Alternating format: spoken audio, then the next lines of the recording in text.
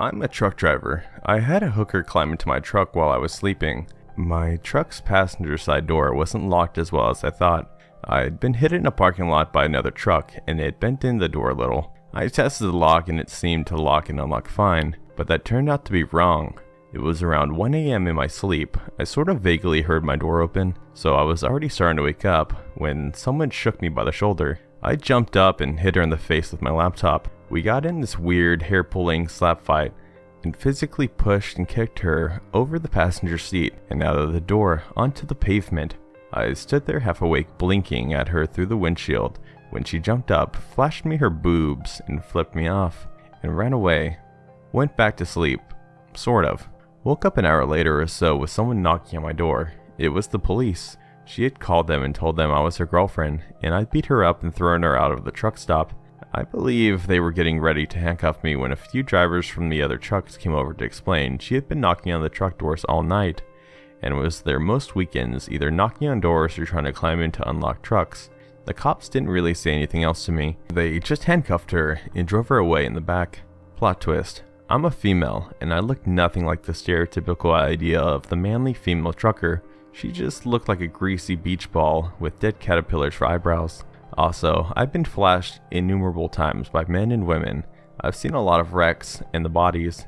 I had someone throw a football from an overpass and bust my windshield once. I helped drag another truck driver out of his truck through the windshield after I watched it run off the road and catch fire.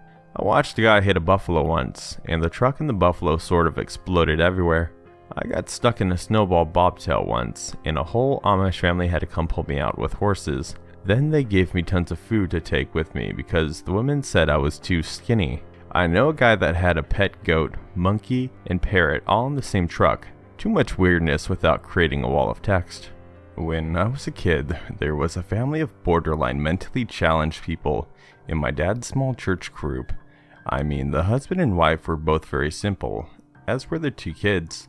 He was a diligent and careful truck driver though.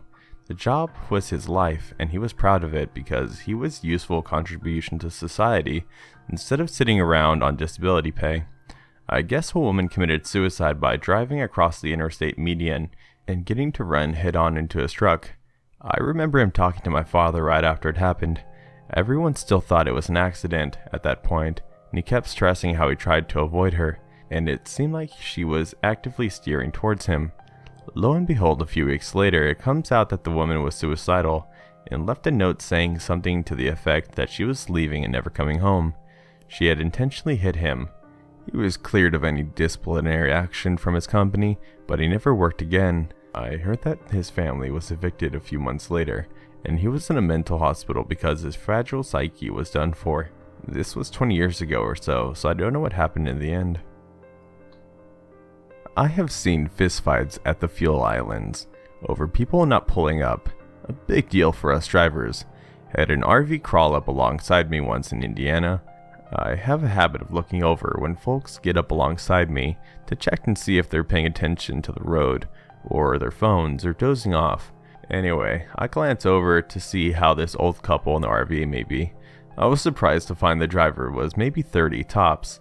He looks over and smiles, and sure as God's got sandals, the next second later, a young naked lady is bent over the passenger side of the dash and is acted upon by another young naked woman with what appears to be a horse-shapen or sized dildo. Having seen this porno before, I clicked the cruise back a notch or two and let them go on. I was in the deep South Texas coming out of Laredo. A Mexican truck, you can spot one easily when you know what to look for, starts coming up alongside me.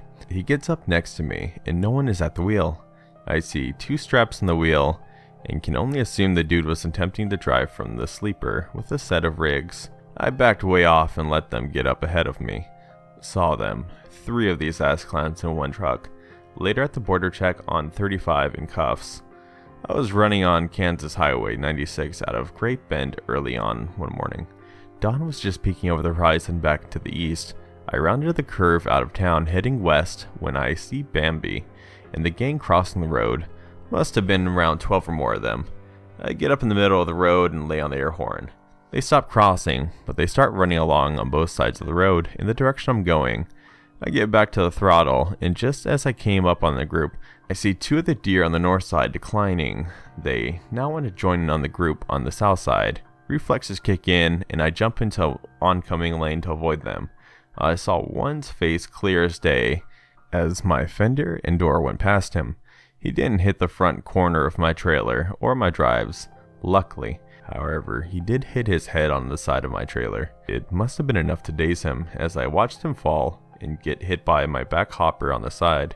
He went under my trailer tandems where he exploded. It was over gross weight, so he didn't stand a chance. I pulled over about a mile up the road, where it was wide enough to do so, 2-lane, and went over to look my trailer. I didn't see any marks on my trailer or hopper, nor anything much on the trailer tandems. The only thing left was a tuft of fur or two, and blood dripping off both mud flaps.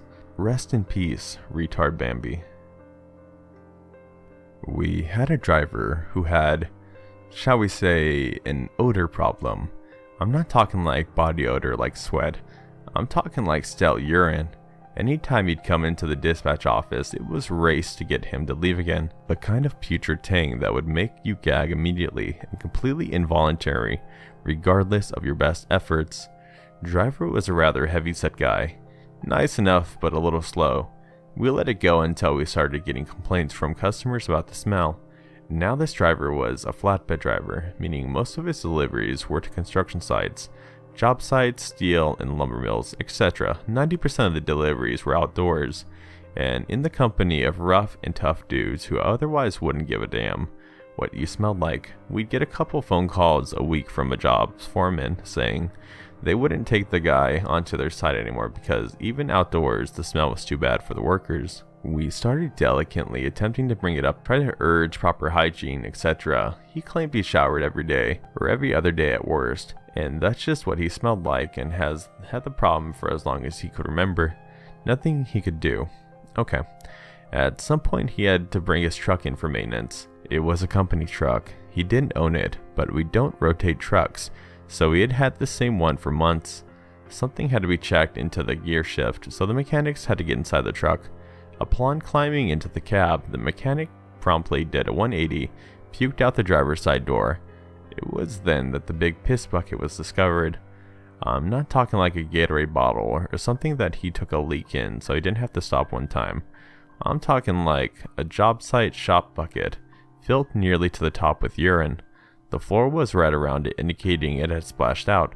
The inside of the cab, I'm told, because I was too chicken shit to get near this thing, smelled like him 10 times. It was basically pure concentrated evil, plus the walls of the cab had slightly yellow-brown dull sheen. We fired the driver using the complaints of the customers as an excuse, and then parked the truck outside in our yard, doors and windows open for a week just to dole it out. Then the guy had a ghetto pieced together hazmat type suit, rubber gloves, rubber boots, mask, rain slicker, etc. Go in and basically douse the whole thing in bleach and cleaners. No matter what they did, they couldn't get rid of the smell. The truck sat outside in our yard for a full year, windows and doors standing wide open. Rain, snow, blistering wind, it just sat wide open to the elements. One day, a year later, the boss decides to close it up and see how it was. Just as bad as the day they tried to clean it. He scrapped the truck a week later. Hey guys, I hope you enjoyed these 4 true tales from truckers. If you guys were curious on how you can get your own stories on the channel, I've actually submitted my own email address in the description field down below. You can send it there or DM me on my Discord as well. I've put a link to my own Discord server if you guys are curious about joining. I'm going to be doing a Discord Nitro giveaway soon, so I'd be kind of excited and see how that goes. More of the finer details will be on my Discord server, of course, so if you want to know more about that, go ahead and swing over there. We're always doing some pretty cool stuff. Anyways, I just want to thank you guys so much for checking out the channel. I think we've reached 100 subscribers within the last month, of growth, so getting close to 750. This is so awesome. I just want to say I appreciate you guys so much, and you guys take it easy.